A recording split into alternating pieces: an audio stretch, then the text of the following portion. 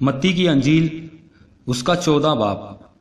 اس وقت چوتھائی ملک کے حاکم ہیرودیس نے یسوع کی شہرت سنی اور اپنے خادموں سے کہا کہ یہ یوحنا بپتسمہ دینے والا ہے، وہ مردوں میں سے جی اٹھا ہے، اس لیے اس سے یہ معجزے ظاہر ہوتے ہیں، کیونکہ ہیرودیس نے اپنے بھائی فلپس کی بیوی ہیرودیاس کے سبب سے یوحنا کو پکڑوا کر باندھا اور قید خانہ میں ڈال دیا تھا، کیونکہ یوحنا نے اس سے کہا تھا کہ اس کا رکھنا تجھے روا نہیں، اور وہ ہر چند اسے قتل کرنا چاہتا تھا، مگر عام لوگوں سے ڈرتا تھا کیونکہ وہ اسے نبی جانتے تھے۔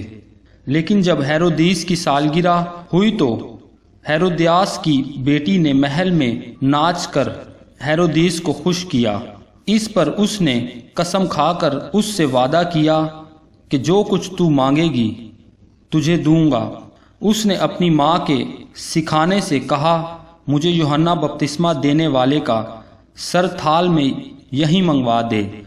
بادشاہ غمگین ہوا، مگر اپنی قسموں اور مہمانوں کے سبب سے اس نے حکم دیا کہ دے دیا جائے، اور آدمی بھیج کر قید خانہ میں یوحنا کا سر کٹوا دیا، اور اس کا سر تھال میں لایا گیا اور لڑکی کو دیا گیا، اور وہ اسے اپنی ماں کے پاس لے گئی، اور اس کے شاگردوں نے آ کر لاش اٹھا لی اور اسے دفن کر دیا، اور جا کر یسوع کو خبر دی۔ جب یسوع نے یہ سنا تو وہاں سے کشتی پر الگ کسی ویران جگہ کو روانہ ہوا، اور لوگ یہ سن کر شہر شہر سے پیدل اس کے پیچھے گئے۔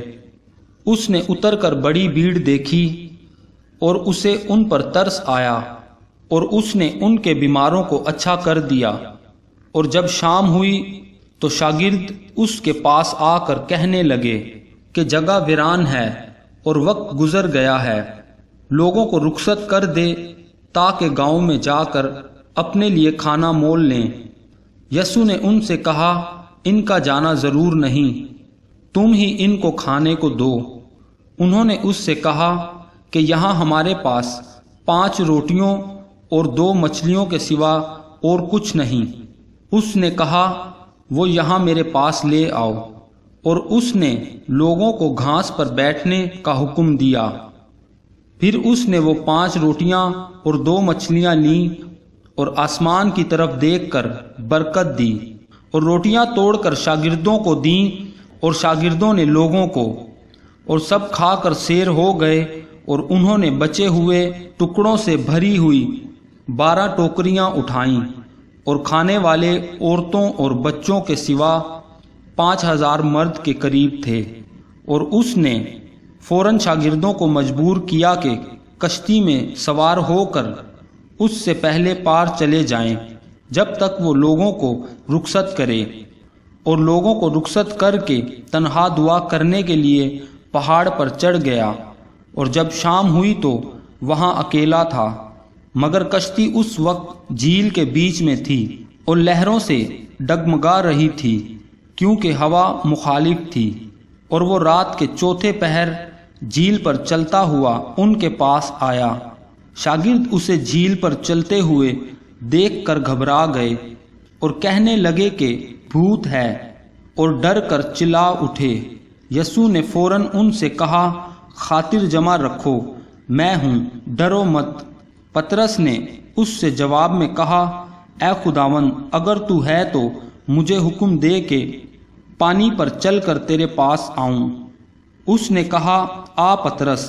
کشتی سے اتر کر یسوع کے پاس جانے کے لیے پانی پر چلنے لگا، مگر جب ہوا دیکھی تو ڈر گیا، اور جب ڈوبنے لگا تو چلا کر کہا، اے خداوند، مجھے بچا۔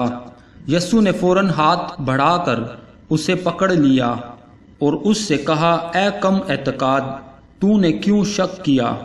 اور جب وہ کشتی پر چڑھ آئے تو ہوا تھم گئی، اور جو کشتی پر تھے انہوں نے اسے سجدہ کر کے کہا، یقیناً تو خدا کا بیٹا ہے۔